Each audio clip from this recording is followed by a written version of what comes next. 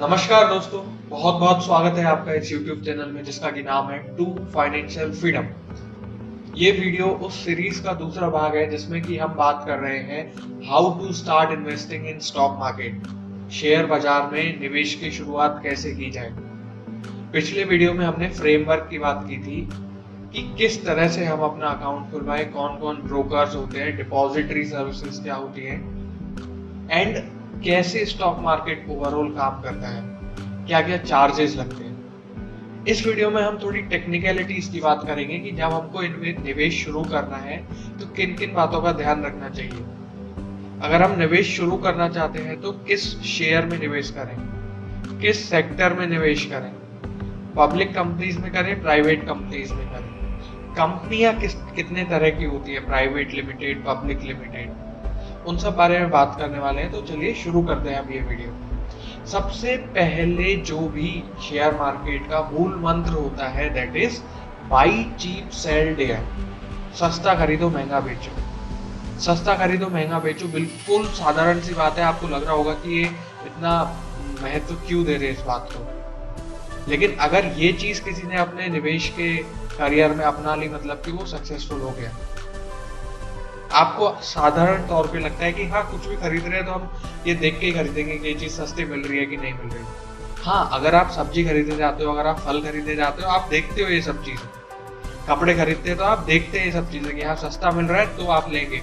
अगर दुकानदार बोलेगा कि नहीं आपको महंगा दे रहा है, वो सपोज 100 रुपए की चीज है वो आपको 200 रुपए में दे रहा है, मना कर देंगे नहीं हमको नहीं लेना। जरूरी भी है तो अब नहीं लेके 2 महीने बाद ले लेंगे जब सस्ता हो जाएगा। लेकिन शेयर मार्केट में आमतौर पर इसका उल्टा होता है। आप जानते हैं bull market and bear market क्या होता है? पिछले वीडियो में भी मैंने एक्सप्लेन किया था। बुल मार्केट मतलब जब सभी लोग खरीद रहे, जब डिमांड ज्यादा है कंपेयर टू सप्लाई से। तो डिमांड ज्यादा है मतलब चीजों के भाव बढ़ना शुरू होंगे। एंड बेयर मार्केट होता है जब सप्लाई ज्यादा है डिमांड से, मतलब चीजों के भाव गिरना शुरू होंगे। तो बुल मार्केट जैसे कि आज मैं 1 दिसंबर को ये वीडियो शूट कर रहा हूँ, आज की बात करूँ तो आज अल्टीमेट बुल मार्केट है। सेंसेक्स रिकॉर्ड हाई पर पहुंच गया 44,000 समथिंग। जो अभी क्या है, लोगों में पागलपन है खरीदने के लिए। लोग खरीदते जा रहे हैं लगातार। उनको धीरे नहीं दिख रहा कि शेयर मार्केट का वैल्यूएशन क्या है। चीजें अपने असली दाम से बहुत ज्यादा दाम में बिक रही हैं, लेकिन उनको लग रहा है कि हाँ कंटिन्यूसली अभी तक बढ़ा है तो आगे भी बढ़ते रहेगा, लगातार बढ़ते रहेगा। ऐसा तो नहीं होता ना, हर किसी चीज को सस्टेनेबल होना होता है। अगर कोई चीज लगातार बढ़ रही है तो एक टाइम के बाद जाके वो अपने असली इंट्रिंसिक वैल्यू जिसको बोलते हैं, अंतर्भूत वैल्यू, जो कि उसकी वास्तविक वैल्यू है, वहां तक आएगी। लॉन्ग रन में कभी भी bull market bear market dominate नहीं होते। लॉन्ग टर्म में इंट्रिंसिक वैल्यू जो होती है किसी भी कमोडिटी की, सिक्योरिटी की, वो आपको रिटर्न देती है।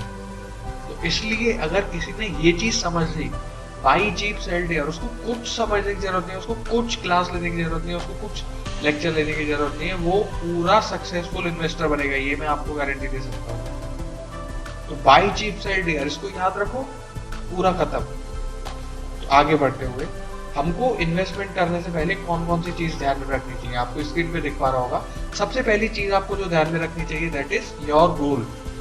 आपका लक्ष्य क्या है? होता है ना, अर्जुन ने निशाना लगाया तो उसको दिख रहा था मेरा लक्ष्य क्या है, चिड़िया की आंख। और सभी लोग जो निशान लगा रहे थे उनको लक्ष्य के अलावा और सारी चीजें भी दिख रही थी। तो आपको अगर अपना लक्ष्य क्लियर है कि मेरा लक्ष्य ये है, तो आप आसानी से उस पर निशाना लगा पाएंगे। अब लक्ष्य की क्या विशेषता होती है कि आपका लक्ष्य कितना दूर है, आज से 10 साल बाद, 50 साल बाद, 60 साल बाद, 20 साल बाद, और आपका लक्ष्य कितना बड़ा है। एक आपका लक्ष्य हो सकता है अपने बच्चे की कॉलेज फीस को फंड करना, एक आपका लक्ष्य हो सकता है कार खरीदना, एक आपका लक्ष्य हो सकता है घर खरीदना। लक्ष्य डिपेंड करता है कि कितना बड़ा है, और जिस तरह का लक्ष्य होता है उसी के हिसाब से इन्वेस्ट किया जाता है। सपोज आपका लक्ष्य आज से 10 साल बाद है, तो आप अपना पोर्टफोलियो इस तरह से रखेंगे कि उसमें 50% equity, 30% debt and 20% other investments होंगे। लेकिन सपोज आपका लक्ष्य आज से 30 साल बाद है, 30 इयर्स, तो आप उसमें 70% इक्विटी तक जा सकते हैं, 80% इक्विटी तक जा सकते हैं। बिकॉज जैसा कि मैंने आपको बोला, जो मार्केट में वोलेटिलिटी होती है, अस्थिरता होती है, वो शॉर्ट टर्म में होती है। लॉन्ग टर्म में अगर इंट्रिंसिक वैल्यू है बिजनेस में तो आपको डेफिनेटली अच्छा रिटर्न देगा। तो तो इसके लिए identifying your goal is very important. अपना गोल आइडेंटिफाई कर लीजिए कि आपका गोल कितने समय का है, कितने बाद का है और कितना बड़ा गोल। जितना बड़ा गोल उतना ज्यादा आपको रिस्क लेना चाहिए, जितना इम्पोर्टेंट गोल रिस्क को आपको उतना लिमिटेड रखना चाहिए। सपोज आपको मेडिकल इमरजेंसी के लिए फंड बनाना है, उसके लिए आप 100% इक्विटी नहीं रख सकते, कोई भी समझदार आदमी कभी नहीं रखेगा। उसमें मेजॉरिटी डेट फंड होना चाहिए, क्योंकि उसमें आपको सर्टेनिटी चाहिए कि मेरा पैसा मेरे पास होना चाहिए जब मेरे को चाहिए। तो इसलिए आपको गोल आइडेंटिफाई करना बहुत जरूरी है। Second is your age. Suppose you are 25 years old, आप 25 साल के हैं, तो आपके पास चांस है कि आप इक्विटी का शेयर अपने पोर्टफोलियो में काफी ज्यादा रख सकते हैं, बिकॉज आपके पास अभी टाइम है। तो आप ये वोलेटिलिटी इससे निकल के इंट्रिंसिक वैल्यू का लाभ ले सकते हैं। लेकिन सपोज आपकी एज 50 साल है, 58 साल है, आपको रिटायरमेंट का फंड मिला है, तो ऐसा नहीं है आप उसको 80% इक्विटी में इन्वेस्ट कर देंगे। कोई भी समझदार आदमी उसको कभी रिकमेंड नहीं करेगा, बिकॉज आपके पास उतना टाइम नहीं है। अभी आपको क्या करना है, आपको सर्टेनिटी लेनी है। तो उसके लिए आपको लो रिटर्न भले हो, लेकिन वो सर्टेन हो, लो रिस्क भी होना चाहिए। Next is your capacity to take risk. ये बहुत इंपॉर्टेंट है। Suppose you are the sole breadwinner of your family, आप घर में अकेले कमाने वाले हैं। अगर आपकी इनकम सर्टेन नहीं है, या फिर आप सैलरीड पर्सन हैं और आपकी इनकम से आपका पूरा घर चलता है, तो आप ये नहीं कर सकते कि आने वाले 2 साल का आपका खर्च सपोज 10 लाख रुपीज है, तो ऐसा नहीं है कि आप 10 लाख रुपए से कम कैश को अफोर्ड कर सकते हैं एनी पॉइंट ऑफ टाइम। अगर ऐसा हुआ तो आपके घर का सर्वाइवल प्रॉब्लम में आ जाएगा। तो उसके लिए आपकी capacity to take risk define करते हैं कि आपको किस तरह से इन्वेस्ट करना चाहिए, आपका पोर्टफोलियो क्या होना चाहिए। अब पोर्टफोलियो भी ऐसा नहीं कि इक्विटी मतलब इक्विटी पूरा टोटल हाई रिस्क होता है। इक्विटी भी 3 तरह के होते हैं, large, mid, small cap. Capitalization मतलब मार्केट साइज कंपनी का कितना है उसके हिसाब से डिवाइड किया गया है। तो लार्ज कैप में सबसे कम रिस्क होती है, लेकिन रिटर्न भी फिर कम होते हैं। स्मॉल कैप मतलब एक कंपनी, एक स्टार्टअप जो अभी शुरू हुआ है, बीते 5 साल में, 8 साल में, 10 साल में, लेकिन आने वाले 50 साल में वो रिलायंस बन जाएगा, आने वाले 20 साल में वो गूगल, फेसबुक, समथिंग ऐसा बन जाएगा। तो उसके लिए आपको रिस्क लेना पड़ता है। अगर ऐसा नहीं है कि सारी लार्ज कंपनी हमेशा ऐसी चलती रहेगी। नोकिया को देखिए, नोकिया डूब गई। मोटोरोला को देखिए, कुछ बिजनेस नहीं है उनके पास। लेकिन ऐसा भी नहीं है कि हर small cap company Facebook, Google बन जाएगी, हर small cap company OYO Rooms बन जाएगी। तो इसीलिए स्मॉल कैप कंपनीज में रिस्क ज्यादा होता है, लेकिन रिटर्न भी ज्यादा होता है। And last category is any immediate requirement for funds. अगर आपको आने वाले 1 साल, 2 साल, 5 साल में फंड्स की रिक्वायरमेंट है, तो जनरली उसको इक्विटी में इन्वेस्ट करना अवॉइड किया जाता है। और इक्विटी में इन्वेस्ट कर भी रहे हैं तो ब्लू चिप स्टॉक्स होंगे, ब्लू चिप्स में भी जिसका कंसिस्टेंट परफॉर्मेंस है। तो ये सब चीज तो आपको ध्यान रखनी चाहिए। इसके बाद अगर हम कैटेगराइज करें तो सबसे पहला जो बात ध्यान में रखनी चाहिए, that is identifying the state of economy. Investment करने से पहले सपोज हम इंडिया के रहने वाले हैं, भारत के रहने वाले हैं, तो हमको देखना चाहिए कि अभी अर्थव्यवस्था की स्थिति कैसी चल रही है, दशा क्या है अभी।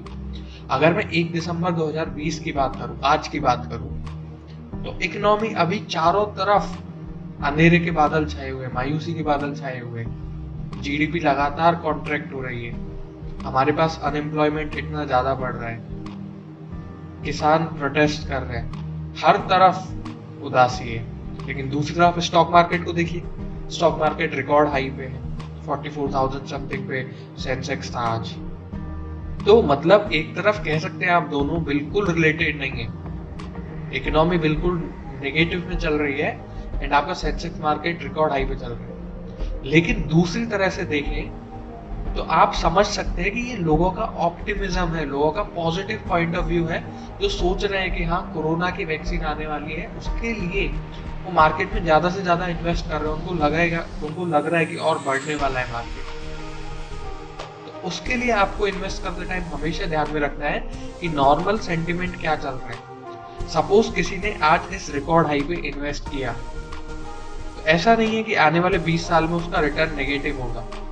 लेकिन ये मैं आपको गारंटी के साथ कह सकता हूं कि जिसने अराउंड मार्च का लास्ट वीक में इन्वेस्ट किया होगा, उससे 40% कम रिटर्न मिलेगा उसको, बिकॉज आप देख लीजिए ना, मार्च 40 में सेंसेक्स अराउंड 28,000 समथिंग में। कहने का मतलब ये है कि स्टेट ऑफ इकोनॉमी को ध्यान में रखते हुए हमें हमेशा इन्वेस्ट करना चाहिए। ऐसा नहीं कि स्टेट ऑफ इकोनॉमी जो भी चल रहा हो, हमको रिलायंस पसंद है, हमने रिलायंस में इन्वेस्ट कर दिया, भले रिलायंस आज ऑल टाइम हाई पे चल रहा हो। ठीक है, ऑल टाइम हाई में इन्वेस्ट करना गलत नहीं है, लेकिन कभी भी एटलीस्ट लंप सम इन्वेस्ट ना करें कि एक साथ 10 लाख रुपए हमारे पास पड़े थे वो इन्वेस्ट कर दिए। थोड़ा थोड़ा करके इन्वेस्ट करें अगर आप श्योर नहीं है तो स्टेट ऑफ इकोनॉमी कौन कौन सी चीज ध्यान रखनी चाहिए? पहला है जीडीपी ग्रोथ सेट। अगर आज की बात करूं, जीडीपी नेगेटिव में चल रही है। नेगेटिव मतलब जीडीपी ग्रोथ कम होती जा रही है हमारी। फॉरेन इन्वेस्टमेंट स्टेट्स, हमारे इंडिया कंट्री में फॉरेन इन्वेस्टमेंट कैसा चल रहा है? लोग, बाहर वाले लोग हमारी कंट्री में इन्वेस्ट करना पसंद कर रहे हैं कि नहीं कर रहे? Too much optimism, pessimism. Too much optimism मतलब बुल मार्केट, हर कोई ये सोच रहा है कि और शेयर मार्केट बढ़ने वाला है। जैसे अभी की बात करूं तो जीडीपी नेगेटिव है, लेकिन सेंसेक्स रिकॉर्ड हाई में है। क्यों? क्योंकि लोग बहुत ज्यादा ऑप्टिमिस्टिक हैं। उनको लग रहा है कि कोरोना की दवाई अब आने वाली है बस, और सब कुछ ठीक हो जाएगा, सब कुछ पहले जैसे नॉर्मल हो जाएगा। टू मच पेसिमिज्म, जब कोरोना आउटब्रेक हुआ था last week of March, remember, हर मार्केट क्रैश हो गया था।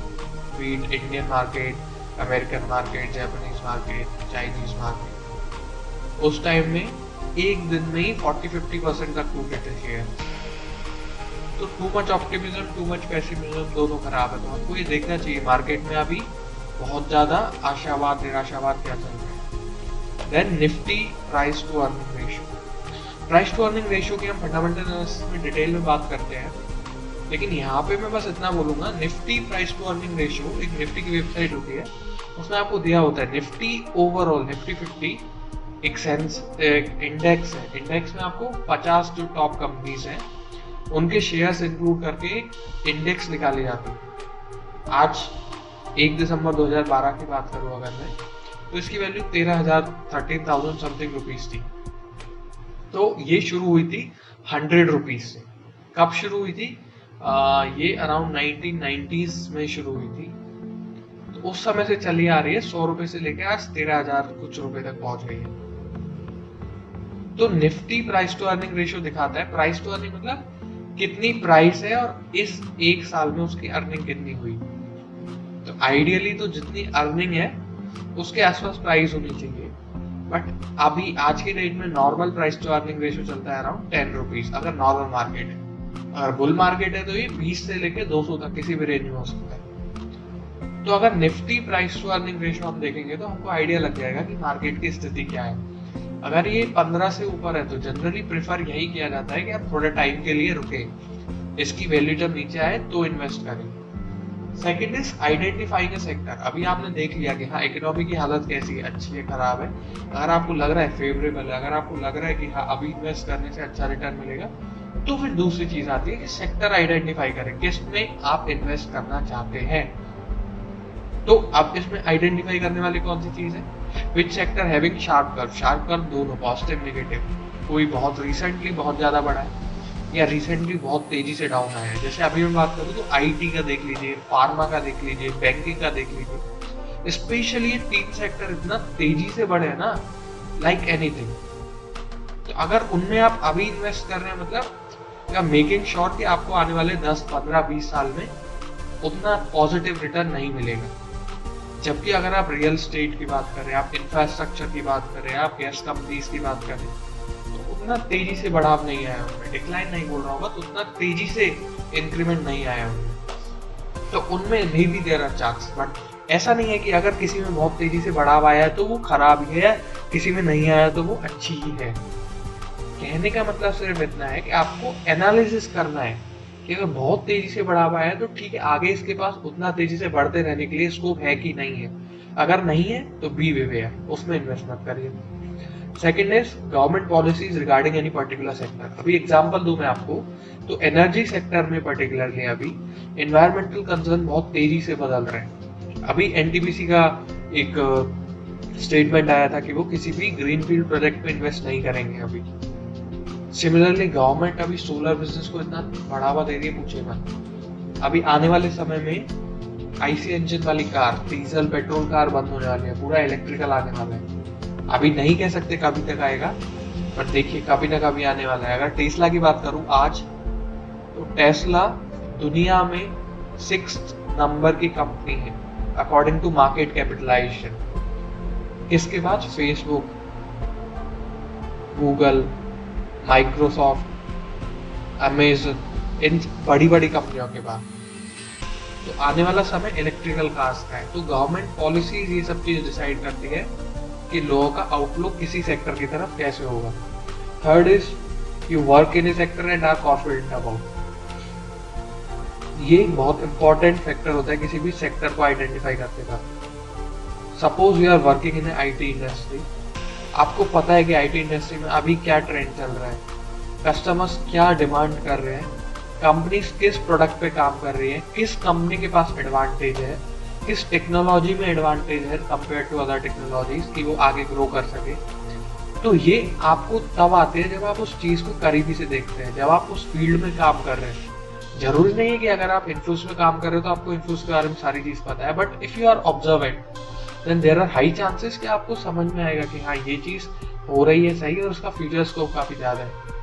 सिमिलरली अगर आपको अपने सराउंडिंग में लग रहा है कि कोई पर्टिकुलर ब्रांड बहुत तेजी से चल रहा है, या रियल स्टेट में बहुत तेजी से बढ़ोतरी हो रही है कीमतों में, या मैगी की खपत लोग बहुत ज्यादा कर रहे हैं, या अभी पतंजलि के प्रोडक्ट्स लोग ज्यादा खरीद रहे हैं क्योंकि हेल्थ कॉन्शियसनेस बढ़ रही है, ऑर्गेनिक फूड लोग ज्यादा खरीदना पसंद करते हैं, तो इसको इंडिविजुअल एडवांटेज कहते हैं। आपको पता चल रहा है इंडिविजुअल लेवल पे कि हाँ ये चीज का मार्केट बढ़ने वाला है और उसका एडवांटेज आप ले सकते हैं, तो इसको बोलते हैं आइडेंटिफाइंग ए सेक्टर। अब सेक्टर आइडेंटिफाई कर दिया तो नेक्स्ट चीज is identify size of the company. Size मैंने आपको बताया 3 तरह से साइज के बेसिस पे क्लासिफाई करा गया है, large caps, mid cap, small cap. Market capitalization जो होता है number of shares into market price of a share. तो सपोज रिलायंस के एक शेयर की कीमत है 2000 रुपए और ऐसे 1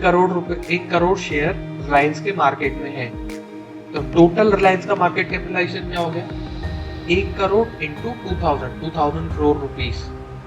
मैं जस्ट एग्जांपल दे रहा हूँ, रिलायंस का market capitalization is way above 1 lakh crore. बस जस्ट एग्जांपल देने के लिए मैं आपको डाटा बोलूँ तो जो टॉप हमारी 100-150 कंपनीज होती हैं उनको बोला जाता है लार्ज कैप कंपनी। नेक्स्ट आपकी 200-250 कंपनीज को मिड कैप कंपनीज बोला जाता है, और उसके बाद जो बची हुई कंपनीज है उनको स्मॉल कैप कंपनीज बोला जाता है। लार्ज कैप कंपनीज को ब्लू चिप स्टॉक्स भी कई बार बोला जाता है। सारी लार्ज कैप कंपनीज को ब्लू चिप नहीं बोलते, बट जो टॉप लार्ज कैप कंपनी होती है उनको ब्लू चिप बोलते हैं। ब्लू चिप वर्ड टर्मिनोलॉजी की तरफ से आई, ब्लू चिप टर्मिनोलॉजी आई है पोकर गेम से। पोकर गेम में जो चिप्स होते हैं ना, जो राउंड कार्ड्स होते हैं, उनमें सबसे हाई वैल्यू वाला कार्ड जो होता है उसको बोलते हैं ब्लू। उसका कलर होता है ब्लू, इसलिए ये हाईएस्ट मार्केट कैपिटलाइजेशन वाली कंपनीज को ब्लू चिप स्टॉक्स बोला जाता है। ब्लू चिप मतलब उसका बिजनेस बहुत फैला हुआ है, वो बहुत सॉलिड प्रोडक्ट बना रहा है, बहुत डाइवर्सिफाइड है, तो उसके लिए rarely blue chips go out of business. मतलब ब्लू चिप्स बैंकरप्ट बहुत कभी कभी होती है। होने को तो नोकिया भी बैंकरप्ट हुई थी, नोकिया के पास में बिजनेस नहीं था, लेकिन जस्ट वो saying blue chips rarely go out of business. लेकिन दूसरी तरफ स्मॉल कैप जो अभी जस्ट स्टार्टअप से कंपनी ग्रो हो रही है, मे बी कल को वो इररिलेवेंट हो जाए, उसका प्रोडक्ट कोई खरीदना पसंद नहीं करे, उससे बेटर टेक्नोलॉजी वाला प्रोडक्ट कोई मार्केट में आ जाए, तो small mid cap companies quite often वो बैंकरप्ट होती रहती है, वो डीलिस्ट होती रहती है, वो उनका वैल्यूएशन जीरो होते रहते हैं। तो आपको डिपेंड करता है, जैसा मैं आपको बोला लार्ज कैप कंपनीज वो स्टेबल होती है, उनमें रिस्क कम होता है, लेकिन ऑन द अदर हैंड उसमें ग्रोथ भी उतना नहीं होता। अभी 1 लाख मार्केट कैपिटलाइजेशन वाली कंपनी को 2 लाख मार्केट कैपिटलाइजेशन होने में बहुत टाइम लगेगा, जबकि 100 करोड़ वाली कंपनी को 200 करोड़ होने में कुछ टाइम नहीं लगेगा, अगर कंपनी का प्रोडक्ट सॉलिड है तो। आई एम टॉकिंग अबाउट तो how much risk you can take. अगर हायर द रिस्क तो हायर इज रिवॉर्ड। तो स्मॉल कैप में रिस्क जनरली हायर होता है, लेकिन एक टाइम पे आप देखिए अमेजन भी स्मॉल कैप थी, फेसबुक भी स्मॉल कैप थी, गूगल भी स्मॉल कैप थी, तो उसके लिए अगर हम बात करें, आपको आइडेंटिफाई करना है कि आप कौन से साइज ऑफ कंपनी में इन्वेस्ट करना है। उसके लिए आपको जो पहला हमारा पॉइंट था आइडेंटिफाई करने के लिए कि आप कितना रिस्क लेना चाहते हैं, आपका एज क्या है, आपका रिस्क का स्कोप क्या है, वो सब आपको डिसाइड करना पड़ेगा। अब लास्ट हमारा काम होता है आइडेंटिफाई है स्टॉक आइडेंटिफाई करने से पहले अगर आपने ये सारी चीज कर ली, सबसे पहले स्टेट ऑफ इकोनॉमी देख ली कि आपको अभी इन्वेस्ट करना चाहिए, थोड़ा रुकना चाहिए। देन आपने देख लिया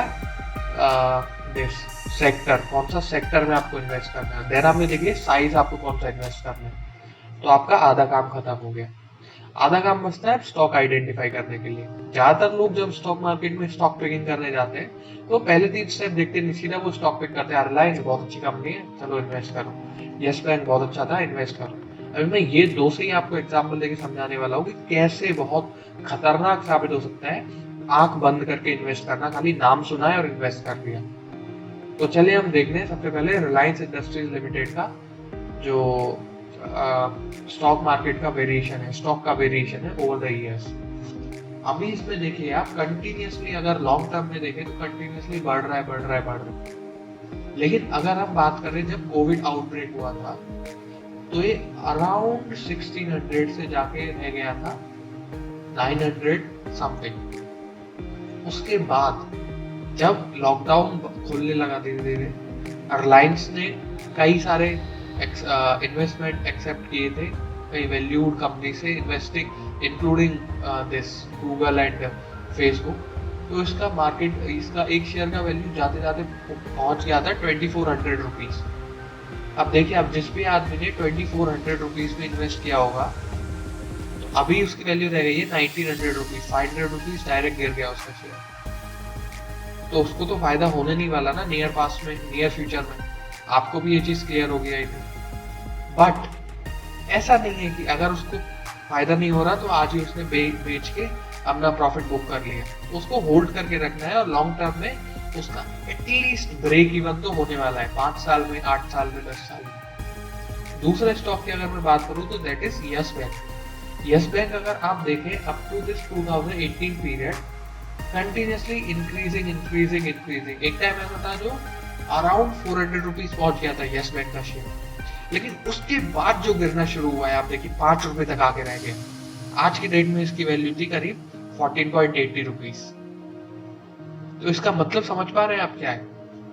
स्टॉक मार्केट में इंट्रिंसिक वैल्यू बहुत इंपॉर्टेंट है। लोग किसी भी शेयर को बहुत ऊंचाई तक पहुंचा सकते हैं बिकॉज ऑफ देयर स्पेक्यूलेशन, लेकिन कोई भी चीज जिसके अंदर खुद में दम नहीं है वो लंबे समय तक उतना ऊंचाई पर टिके हुए नहीं रह सकती। वो अल्टीमेटली अपनी वास्तविक वैल्यू तक आनी है। अब कैसे हम उसकी इंट्रिंसिक वैल्यू को कैलकुलेट करें, उसके लिए आपको देखना होगा नेक्स्ट वीडियो। तो that's it for this video. I hope you like this video. Hope to see you in the next one. So thanks for watching this video. Thank you.